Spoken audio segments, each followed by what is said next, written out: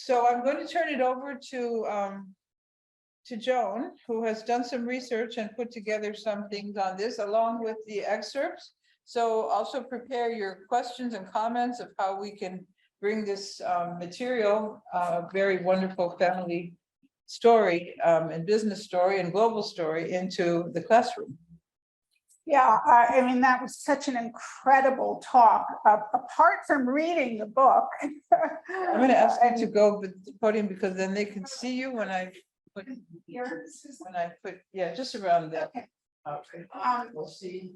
There you are. In Perfect. addition to having read the book and, more than once as I'm in the back of the group, that talk was just amazing. And the power of and the intersection of one family with all the historical events. And I think that's sort of a good tack to think about in the classroom is, we don't tell that many individual stories.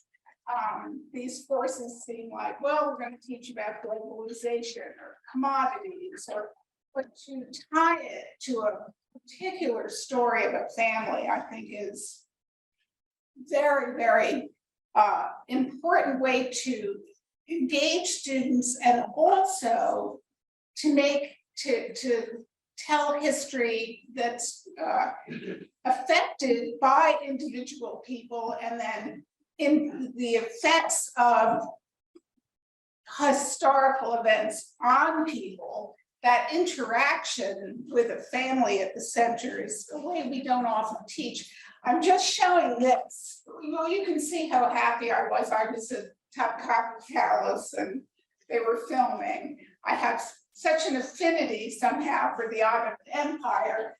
And I just telling a little personal story here. I know that I had ancestors in quote unquote the Russian Empire, which is in the town of Bender, now in Moldavia.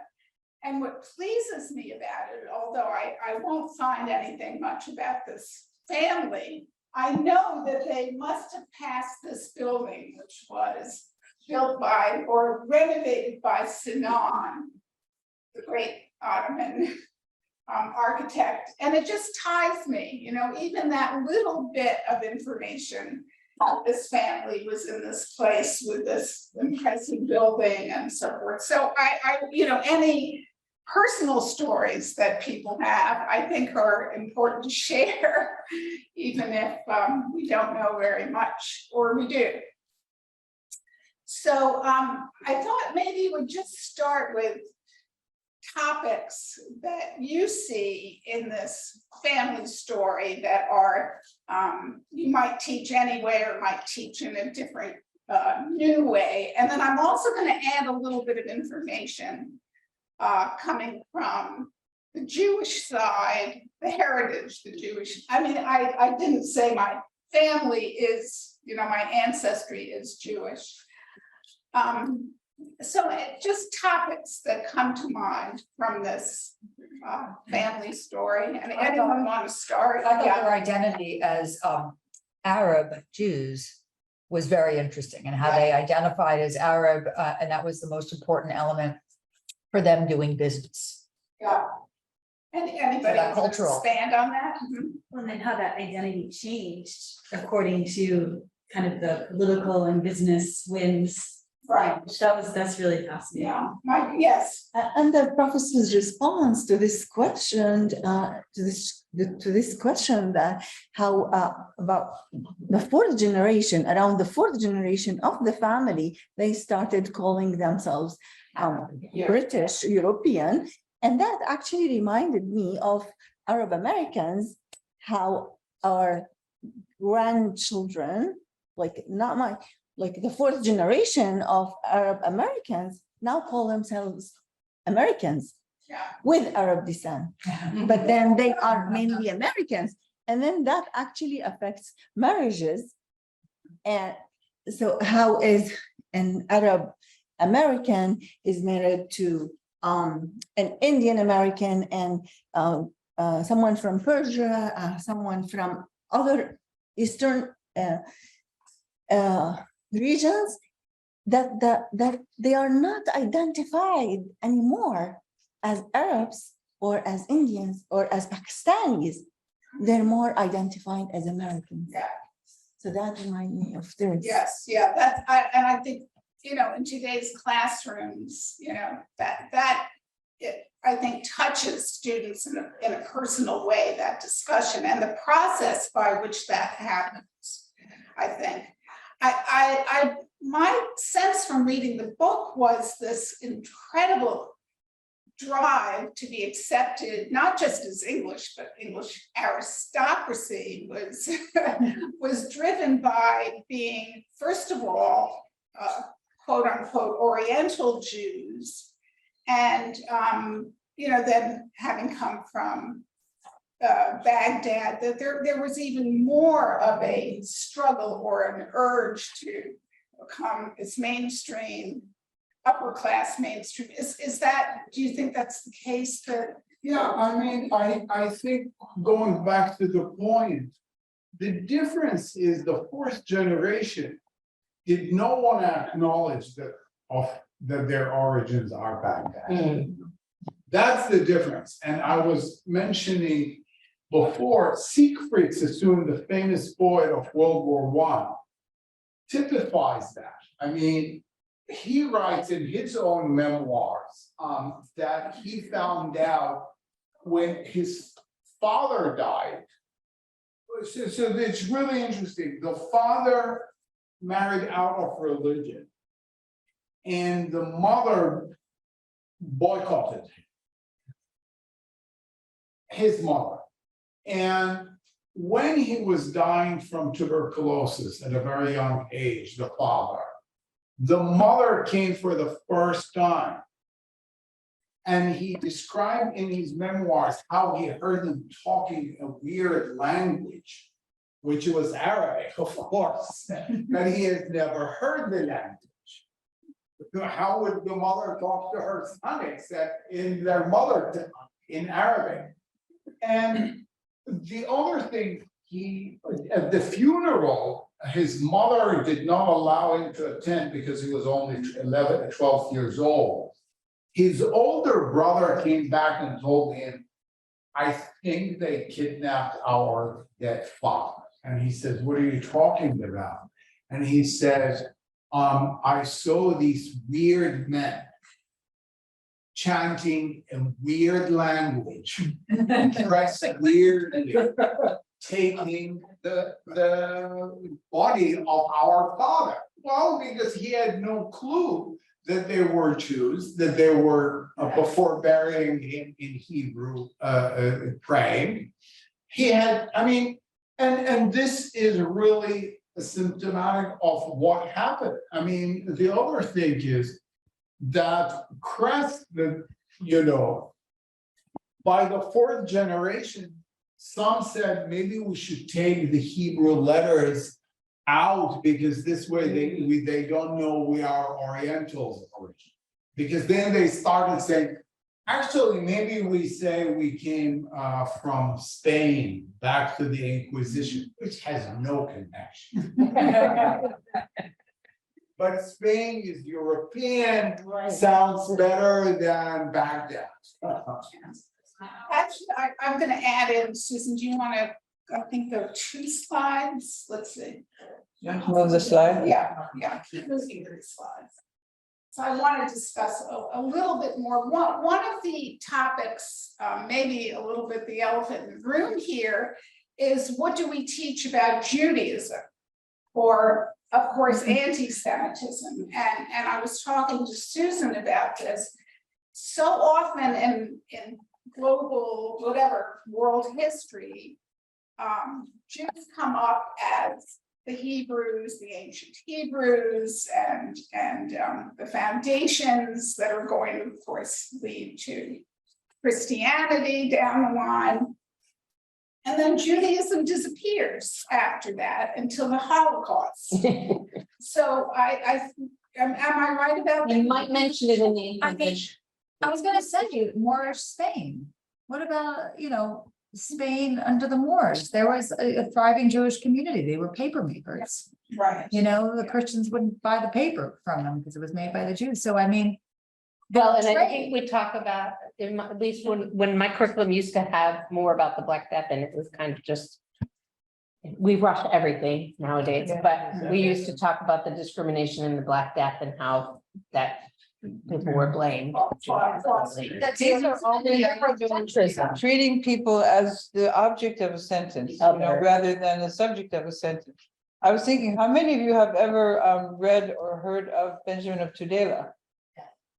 And it's an amazing narrative. He comes, I just had to look it up again, I forgot. He was from Al-Andalus, and he lived from 1130 to 1173. He does this grand tour of Jewish communities all across the East.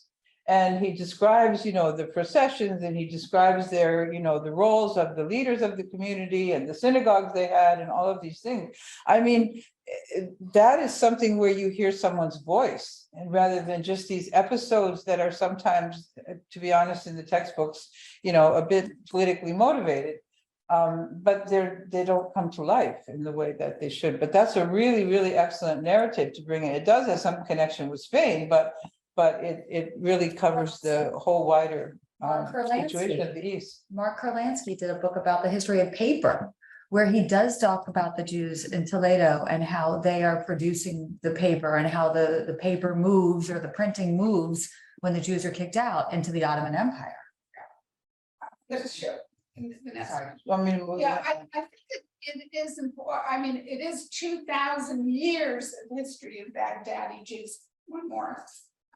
But I think it's important that something be conveyed about the importance of Babylon. This was the forced expulsion of Jews from Israel, Palestine, to Baghdad, which was not, many Jews preferred to stay there once they were established, but it was the loss of the temple in Jerusalem with this expulsion, and it was here that a lot of the foundational texts were perfected, commented. It's really the origins developed, as I understand it, in Baghdad, which made it the book that Jews could carry with them, as opposed to being rooted in the temple that they were expelled from. So I think this pride in being not only Jewish, but Baghdadi Jewish was extremely important, and sort of the creme de la creme of Jewish communities, because of the scholarly work that went on there. Was it seen that way by other Jewish communities as sort of I a believe it was, right? I mean, believe it was. if I may, Yeah, two quick things. One, about the importance of teaching. I have these interviews on the radio or television, and the first question someone asked me, I think it was the radio, I don't know, New Jersey or somewhere, Baghdadi Jews. He said, "Isn't this oxymoron? How could they be Baghdadi?"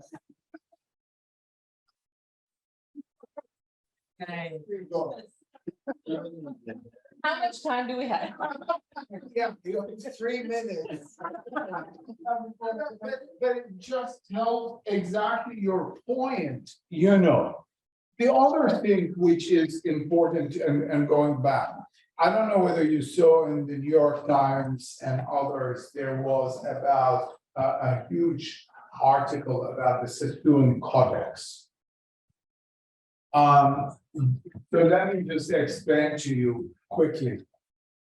Flora's son was a major collector of Bibles, and he traveled all around the Arab world. This Bible has just been sold by Sotheby's for, are you ready? $38 million. Okay. But what is really interesting, and this Bible has been to Dallas and LA and in New York and London, is the beginning, I was invited by SMU to give a talk about the Sassoons, and then they brought an expert on the Bible. What is fascinating is the first 2-3 pages before the Bible begins. There is handwriting of who owned this Bible. And this Bible goes to the year 900. When I asked her, this expert, she's from Sotheby's, one of the most incredible things she said, that there is no Bible written in Europe until 1600. But all the original Bibles are back in what is now, somewhere in Iraq or somewhere in Syria. The oldest is actually called the Damascus Bible, going back to the year 700. They were not allowed in Europe to write a Jewish Bible, but everyone, that's the difference in the Arab country. And the other thing which people really don't understand and goes back to, the Jewish community lived for 500 years under the Ottoman Empire. Yes, yeah. I mean, there were no problems, in fact. I mean, people totally ignore this important fact. Think of what was going on in Europe in the 19th century to these Jewish communities in Poland and Russia and whatever. And look at, here is, we just told you, the father of David Sassoon was the Sarat Bashi of in the province of Baghdad, which was one of the most important provinces. Yeah, I think people don't want to mention that for a reason. They feel, that Well- there was tolerance in the Ottoman. Well, they want to underline the ancient, they've been hating each other for Yeah. centuries, millennia. That is- And people just don't like to put it in. because- Well, and it's just lack of information Yeah. too, and then because of Eurocentrism and so much, it's just not even. Well, I think you're right. I think there are a lot of political undercurrents. It's so much easier to say that there has been hatred for hundreds of years, Yeah. which is totally unfounded. I think the next slide. I have only a few slides prepared, and then really the point of this session was discussion, but I didn't. Susan, can you do the next one? This is the next point that we were talking about. That, and this is coming, I have my citation there, but roughly 100,000 Jews fled in 1492 Spanish expulsion. Most of whom were drawn to the Ottoman Empire, 60,000 people arriving in 1492. And in fact, the Sultan invited them in. So he saw, and this was a point I didn't realize, the Sultan sought to rebuild the population of Constantinople, Istanbul, after the Byzantine subjects fled, and they welcomed communities with no loyalties to external states, who would therefore be steadfast in their loyalty to the Sultan. At the same time, Jews maintained widespread family networks. We can see this, of course, in today's story.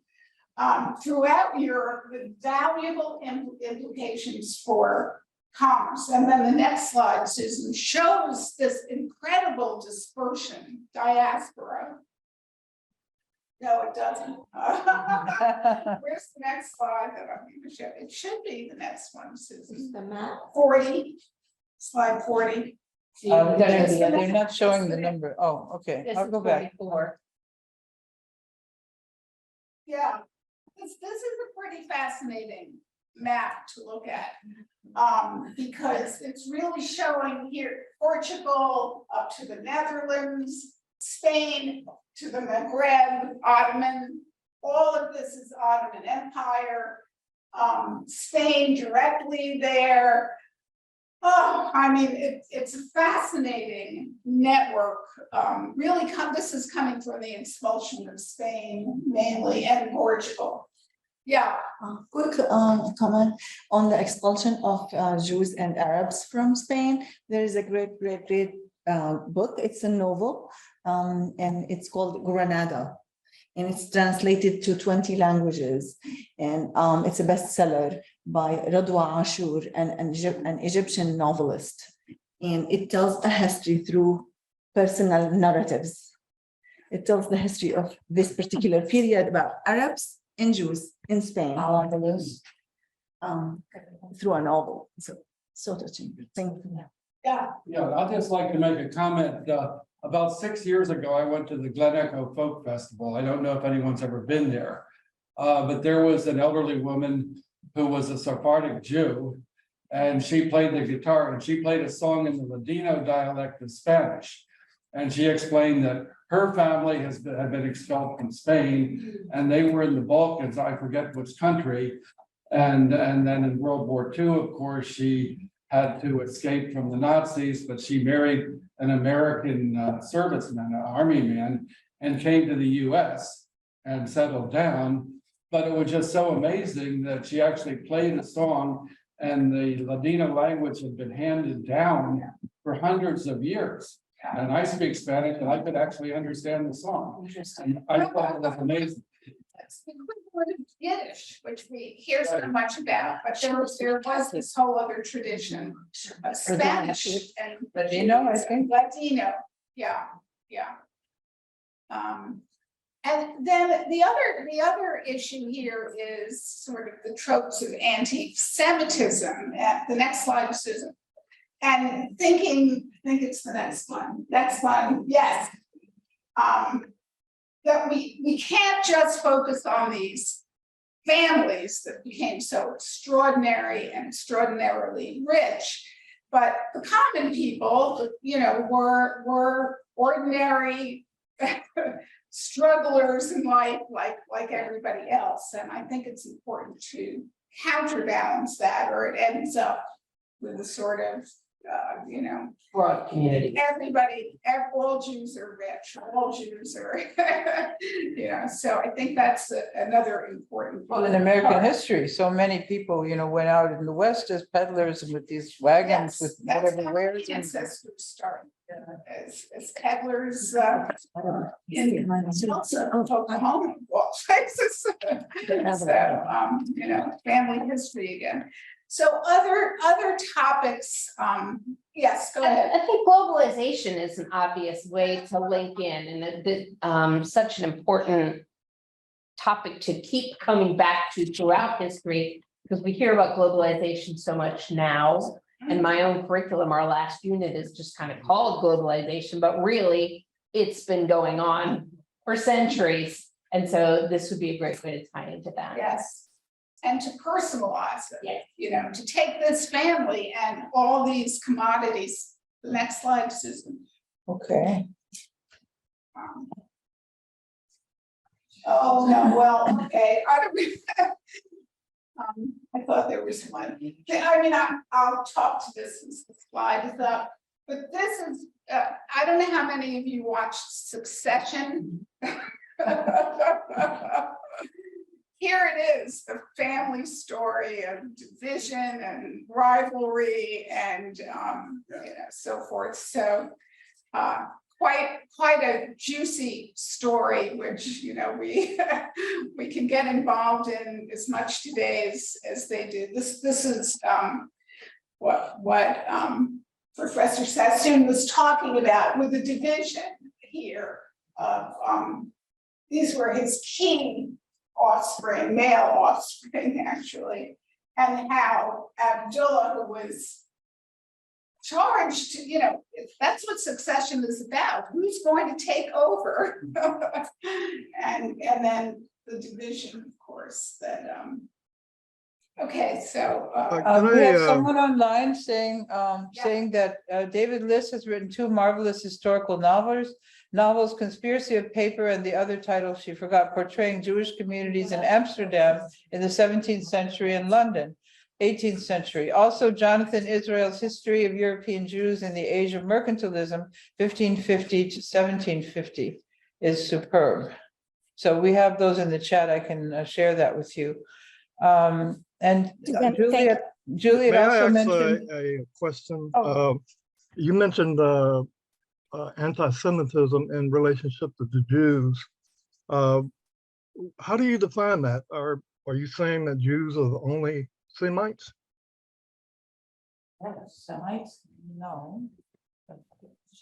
When we say anti-Semitism, and it's usually in reference to Jewish people, are we saying, how do you define what a Semite is? I see. Well, there certainly is in today's world, a lot of, prejudice against Arabs.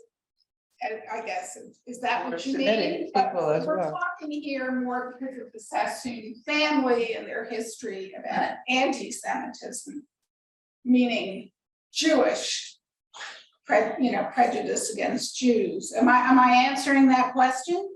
Well, I'm just wondering, are Jews the only people that are regarded as Semites? No. And so are there any other groups in the world that can make that claim? Basically, home to being anti-Jew. So the way we use The that, Arabic is a Semitic language. Arabic is a Semitic language. This is why it's so ironic to talk about Muslim anti-Semit or Arab anti-Semitism. But the popular use of the term anti-Semitism has Right. come to mean anti-Jewish. Right. Yeah. Definitely. I mean, language changes over time. yeah, I It struck understand me that, this- but would that be a fair use when we're talking about globalism and the different varieties of groups and people in the United States even? To allow that only when we talk about anti-Semitism, that we're talking about Jews only. Is that a fair use of the term? Is come to refer to anti-Jewish, but there certainly is anti-Arab, which is, Semitic language, and Semitic people. Yeah. And if I add here, like when we're talking Arabs and Jewish, we're talking different identities. We're combining religion with a nationality, which is, we're not combining, comparing the same thing. So we can compare Jewish with Islam, with Christianity, but not Arabs with Jewish, because Jewish could be Arab. That's good. Right? So yeah, going back to that, Semitism includes all the Arabs with the Jewish community within that larger context, if I. But the general accepted as anti-Semitism. The commodities slide up, I think it must Okay. be next. Which one is that? Right there. Yeah, and the suggestions for how to teach commodities, commodity trading, the importance of commodities. This list that I made here on the left came directly from the book. I mean, there are many others, but opium and cotton were at the top, and then tea, sugar, nutmeg. Tea was, of course, a major one, then different fabrics and their dyes and so forth. I think the contextualization that Professor Sassoon mentioned of the commodities prices of cotton and how the American Civil War played into that pricing was really critical, because it allows kids to see contextualization, which is really hard for them. Yes. Yeah. Really hard. Like, I Can can't. you explain that a little bit more? What In the context of opium as well, but opium has a much more interesting history. But in the sense of the cotton production soared coming out of India, and the Sassoon family took advantage of that situation, as many other merchants did, made a ton of money, and the pricing was so high because the American Civil War and the destruction of the American crops. Yeah. And then also the movement that you'd mentioned about cotton in Brazil, which I am not as familiar with. And just the fact that the cost of cotton got so high, everybody jumped in. And then at the end of the Civil War, how many people went bankrupt? Supply and demand. Exactly. Economics. It's economics, really, as you said, 101, but it's about like how the global trade, there's your globalization, there's your free trade, Yeah. and then capitalism at its best. but then bringing in, which can be a little confusing, but dates. 1861 to 1865, I require every child to know what happened. Okay, it's a requirement. Okay, but look at the worldwide implication of that. And we still have those things going on today that they can tie into. So I think it's important because then you get a larger picture. You can get the small picture, okay, American Civil War, but then the broader picture. And I think dates, although people tend to skew away from them nowadays, there's too many, do play an important role there. And those who took advantage, it's going to be between 1861 and 1865. And so then you can sort of contextualize and then the bankruptcy economics 101. And then even the fall of the. We have Juliet online who's been patiently waiting. Thank you so much, Susan. I have an observation / question that goes back to the earlier conversations about ethnicity, identity, sort of shifting identity with generations. And I feel like practically really every history course will be contending with this issue of identity and of both how a government treats its minority population, whether you're talking about Spain in the 15th century or the Ottoman Empire in the 15th century, or you're talking about Germany in the 19th century or Napoleon conquered all, but then also liberation of Jews. I feel like every government is going to be navigating that issue of how it treats its minority groups, its minority populations, and then how those groups identify themselves. And I think to get to the bigger question of opportunities and challenges for us as teachers of history in the US context, what the earlier speaker spoke about in terms, and also Professor Sassoon, in terms of the fourth generation, no longer identifying with that ethnic heritage as their identity and truly becoming assimilated into the dominant context. That speaks, I think, in the American context to the fact that our identity, sort of the crafting of the American identity, is by definition ahistorical. So we, I think, have a unique challenge to make the teaching and the valuing of history relevant when we operate in a context that is deeply ahistorical. And I think that part of what we need to do always is show our students, demonstrate to our students how when the United States, when our policy disregards history or is dismissive of the ways in which other people in other parts of the world, history matters for them, that we go in with willfully blindfolded and we undermine our national security and our national interests. Thank you. I know it was a long observation. Thank you. Anybody want to comment or add to that insight or? I know that I've heard from a lot of, not a lot, but I mean, some people who have been involved in going to, for example, the Iraqi wars and as soldiers in the army and getting a different kind of education over there and just coming back with a really different view. So in terms of the national security connection there, that's. Juliet also put in the chat, said Europe is not at the center of global history narrative, and bringing in more global primary sources, especially ones that document global trade that predates or does not involve Europe. Just found this resource, Jews in Turkey DBQ, document-based question. And she gives the link at the University of Texas, Austin. Very interesting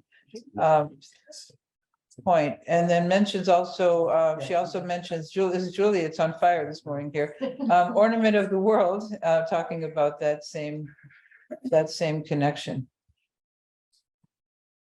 Yeah, it's a daunting task, really, for us. To connect, you know, a family story or a small connection that opens up really and shows how global the world was, certainly in the 1860s by the Civil War, for sure.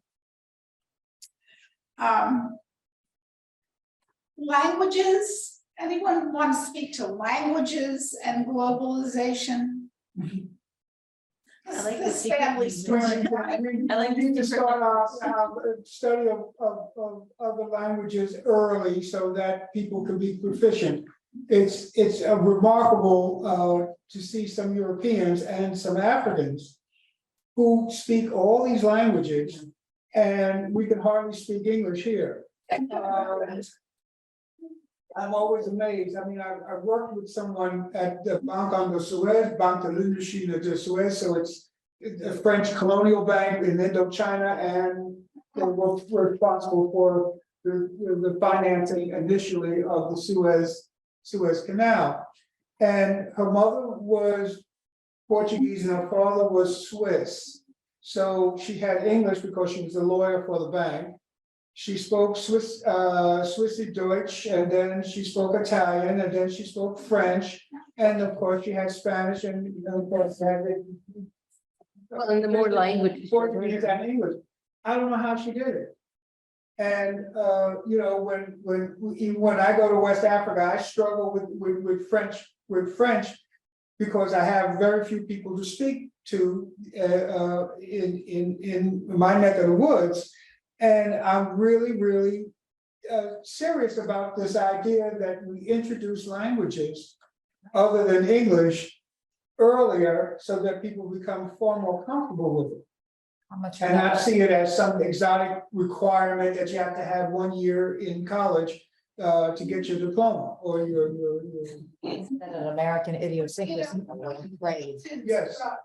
Reading history, I mean, particularly before the nation state boundaries and that idea of the nation and the language, you know, that we speak, have that many people knew at least 2 or 3 languages.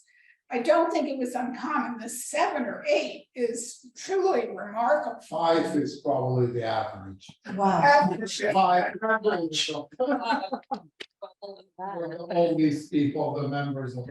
Yes, yeah. And they added in the European languages later. Yes, definitely.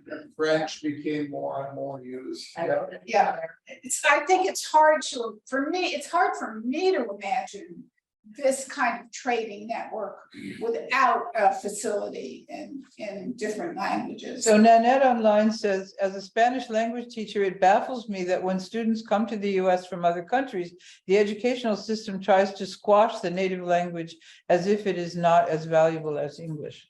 And help them become literate in that original language, because again, your ability to communicate orally as opposed to being able to read and write and think in a more complex way in the language is very important. But isn't English the international language of business, and Well, so because of the British Empire? It truly is, but however, when you're dealing with people who have like English as a second language, you know, it's a lot more accommodating with people when you try to at least communicate in their language. Well, and I think the important thing is it doesn't have to be a one or the other situation. Right. You can encourage both languages, and sometimes if you approach it the right way, that can help develop both. To be an asset, but we We generally have, see it as excuse me, we have Erica Peterson online has had her hand up and thumbs up when we're talking about languages. I just wanted to say I taught for many years at professional children's school, and we had many international students who came to study at Juilliard or at School of American Ballet.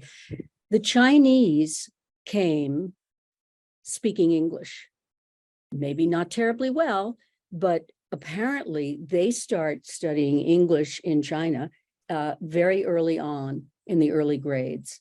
So what an advantage they had. And I would always say, well, if you're, writing a paper, go look at the Chinese sources. You can look at the primary documents. So I just want to say, there are other countries that do appreciate that English is an international language, and so their kids should be fluent in it as possible.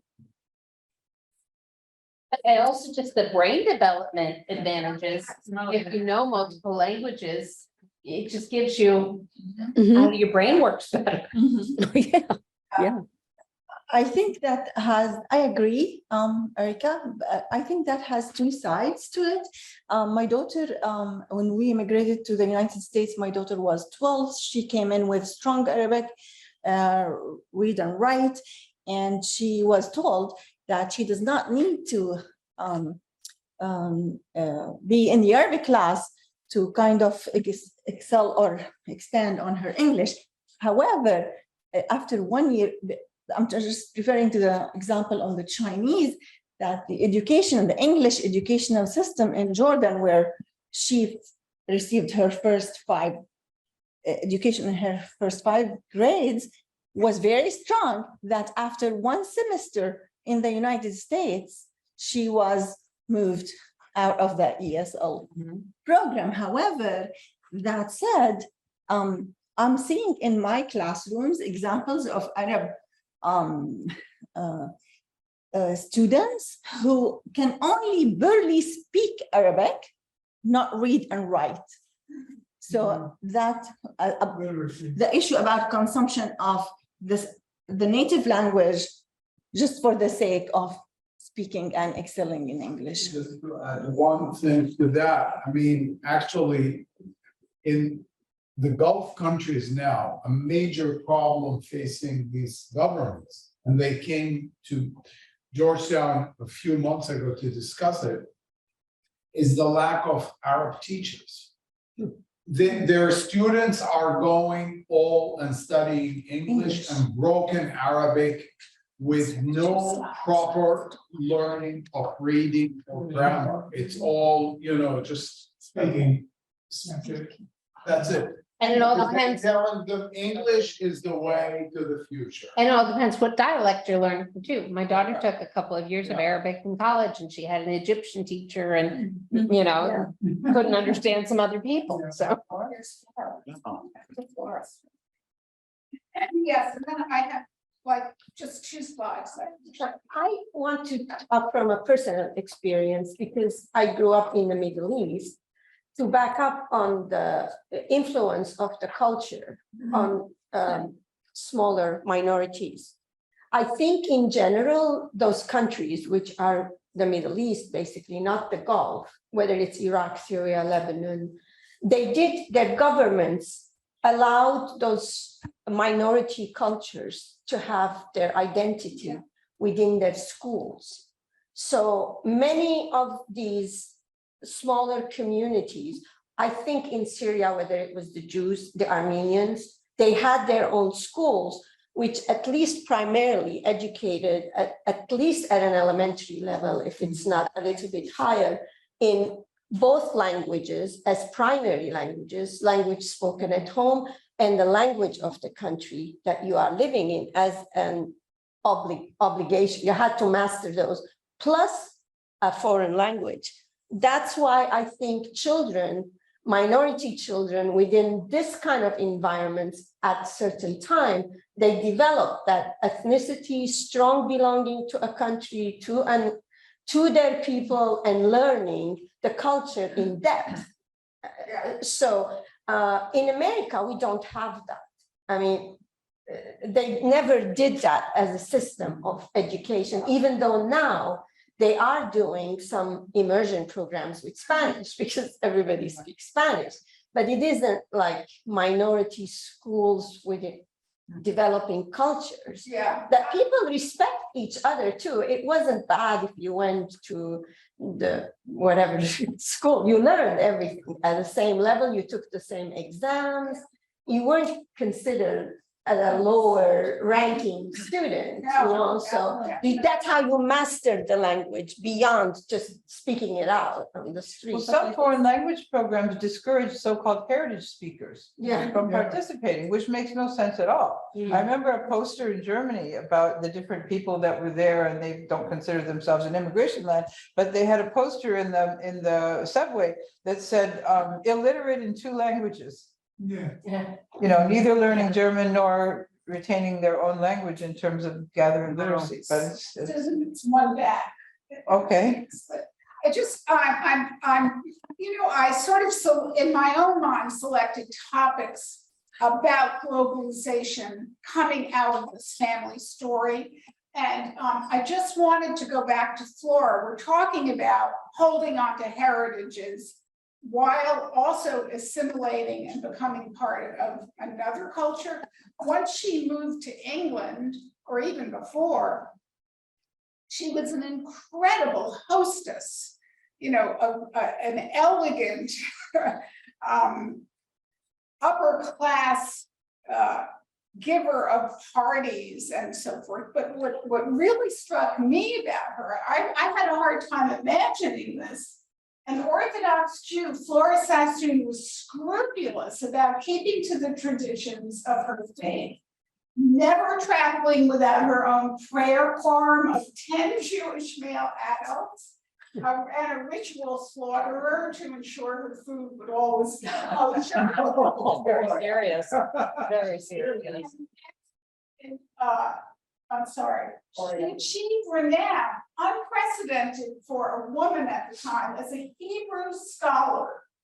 A Hebrew scholar and expert in Oriental Jewish texts, who wrote scholarly articles for the Jewish Forum, was consulted on questions of Jewish law, and conversed with rabbis on an equal footing. Wow. We learn more about Flora, like is. Over here. It's actually interesting, and I didn't realize this until the book came out. She is seen as one of the most important feminists. Wow. In retrospect. And just going to that, in the 1920s or early 1930s, she was invited to give the main speech at the Jews College in London, which ordains rabbis. And instead of thanking her, the organizer, she blushed. She said, well, let me understand this.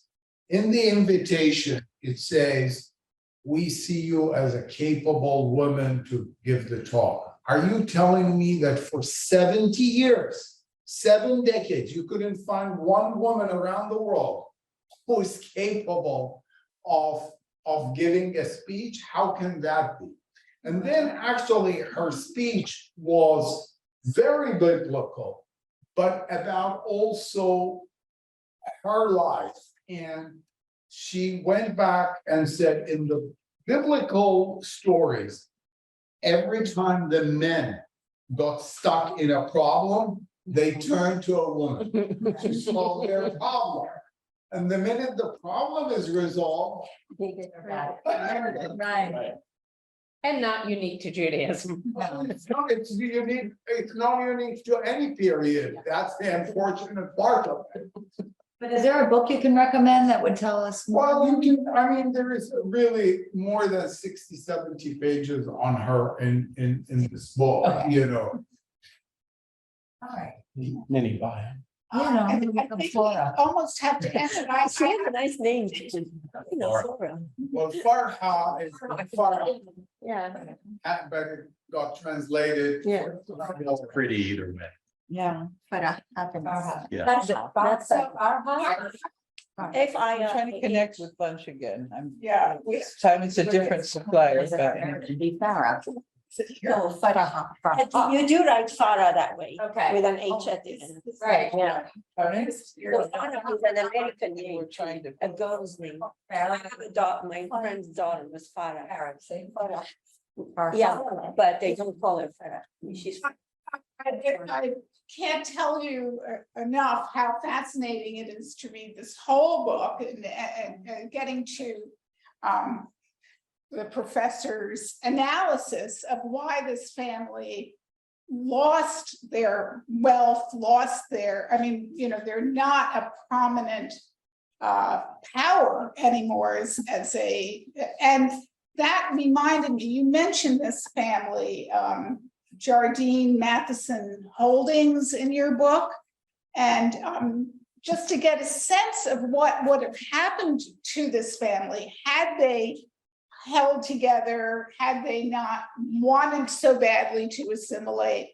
And it occurred to me, assimilating into the upper class British meant not working. I mean, that was one of your signs of status that you didn't need to work. Before the Tatas were very close to the Sassoons, and they both sat on different boards. The Tata family is still very expanding and a lot of businesses. And part of it is also refused. It's the change of identity, but also not dealing with the reality that the Tatas basically in 1880s told them, look, this commodity trading is going to die. Let's move to industrialization, as there is an industrial revolution going on. And the system turned it down.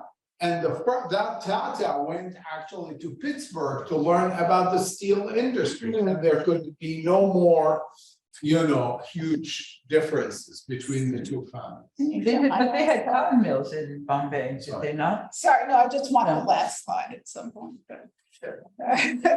I'm sorry. No, don't be sorry.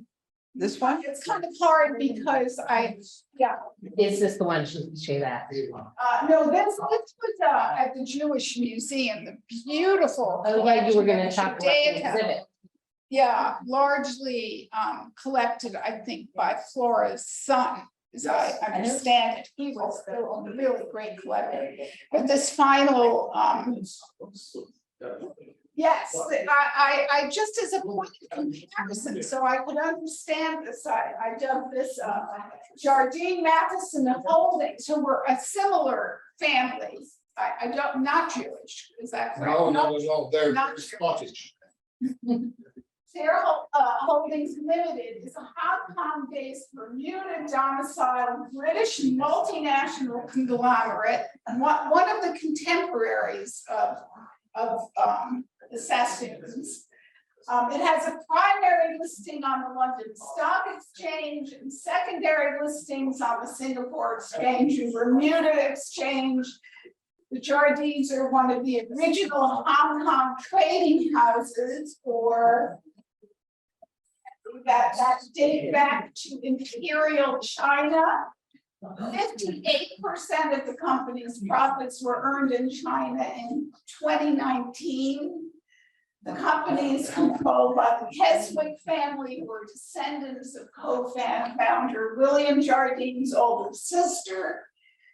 And they're one of the Fortune Global 500 company and among the top 200 publicly traded companies in the world.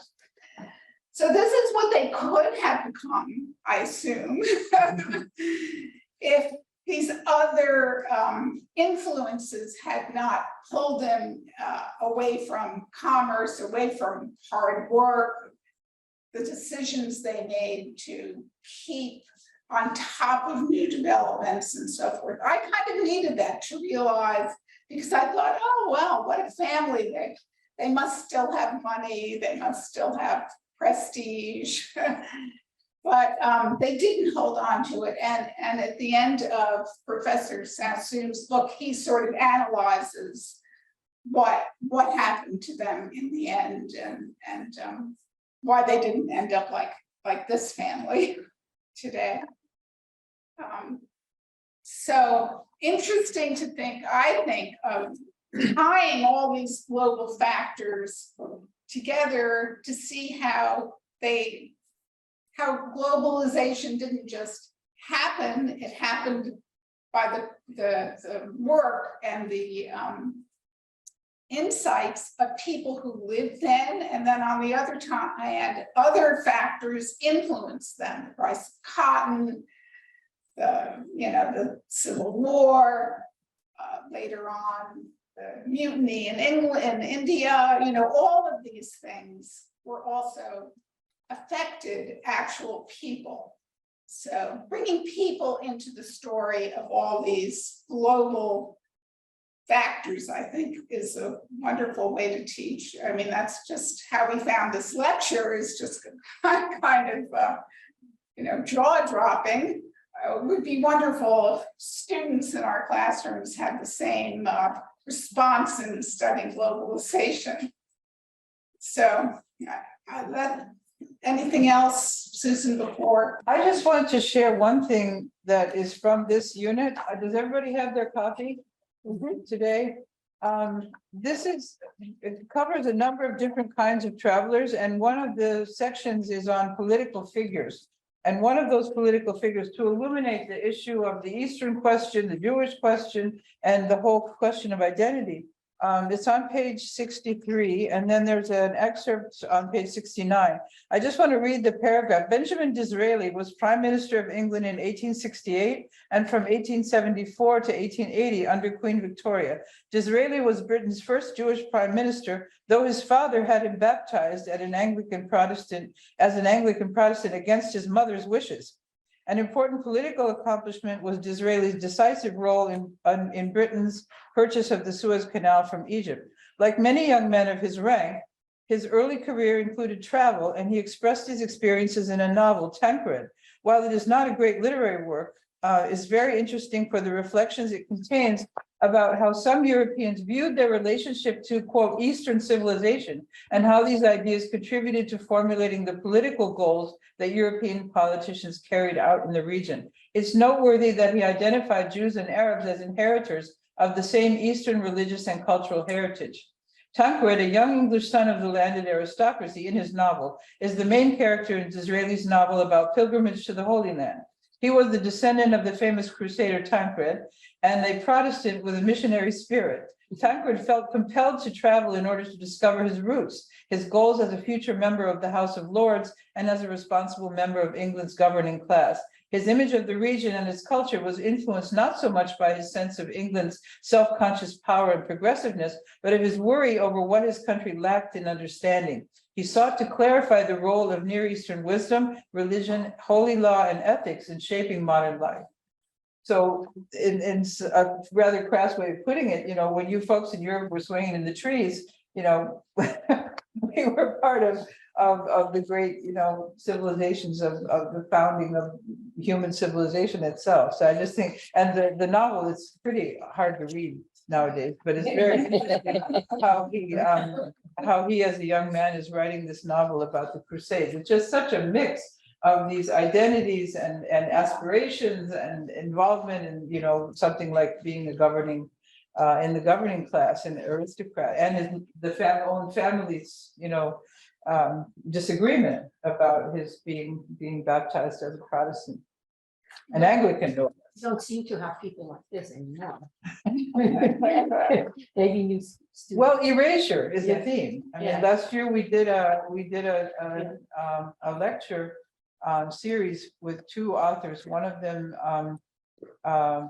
a Spanish, who wrote When We Were Arabs, a book in Spanish, and another one who is a Jewish journalist from Los Angeles who wrote a book called When We Were Arabs, about North African Jewish families, living between his ancestors were between Tunisia and Egypt, and how that kind of erasure occurs, and how in Spain, of course, the erasure of the Arab heritage was. It was a fascinating conversation, a couple of books. So here we take it back to the 19th century. So thank you so much. Thank you. Thank you.